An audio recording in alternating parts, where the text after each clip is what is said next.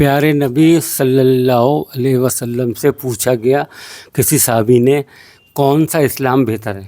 آپ نے بتایا، بھوکوں کو کھانا کھلاؤ، جو بھوکے ہیں ان کو کھانا کھلاؤ اپنی حیثیت کے مطابق، جتنی آپ کی حیثیت ہے اس کے مطابق، اور سلام کو عام کرو، سلام کو پھیلاؤ.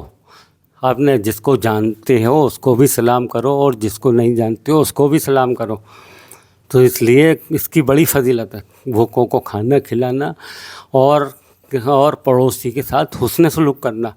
کوئی بھی پڑوسی ہو، کسی بھی مذہب کا ہو، آپ اس کے ساتھ حسن سلوک کریے، اس کے ساتھ اچھا ویوہار کریے، اس کے ساتھ بہتری کا معاملہ کریے، اس کے ساتھ اٹھیے بیٹھیے، اس کے ساتھ اچھا، اگر کچھ نہیں کر سکتے ہیں تو اس سے پیار محبت سے بات کریے.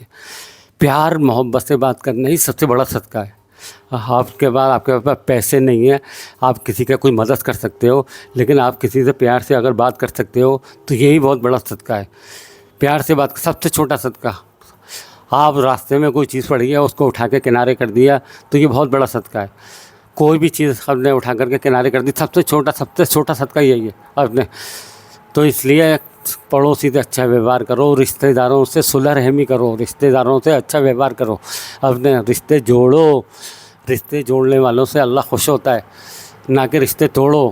اور ہم تو رشتوں کو توڑتے ہیں، حسد، کینہ، بغض کی وجہ سے، تکبر کی وجہ سے رشتوں کو توڑتے ہیں جو اللہ کو ناپسند ہیں. اگر رزق میں برکت چاہتے ہو، رزق میں کشادگی چاہتے ہو، عمر میں برکت چاہتے ہو، رشتوں کو جوڑو.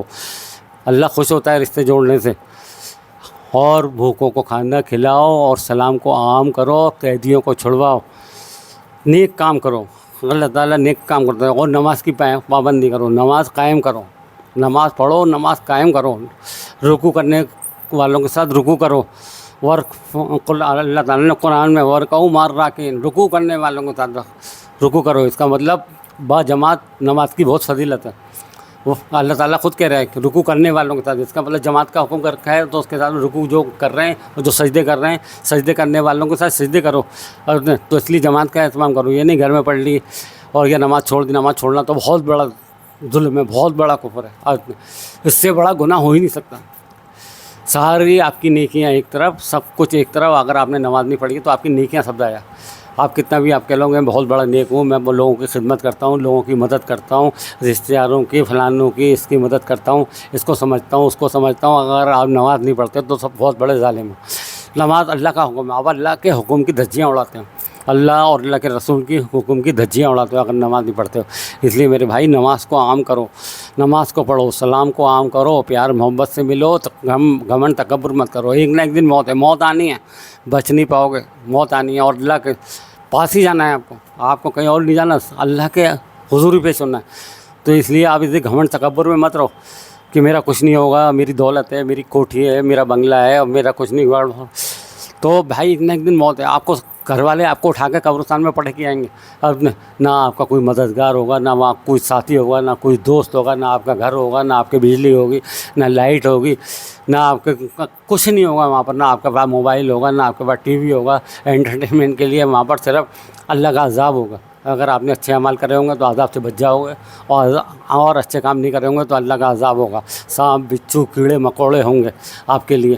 تو میرے بھائیوں، اچھا کام کر لو دنیا میں رہ کر کے. ہمارے نبی اگر ایمان والے ہو تو اللہ اور اللہ کے رسول کی صحیح طریقے سے آپ کی اتباع کرو، صحیح طریقے سے، پوری طرح سے اسلام میں. یا ایھا الذین آمنوا ادخلوا فی السلم کافۃ ولا تتبعوا خطوات الشیطان. پوری طرح سے اسلام میں داخل ہو جاؤ.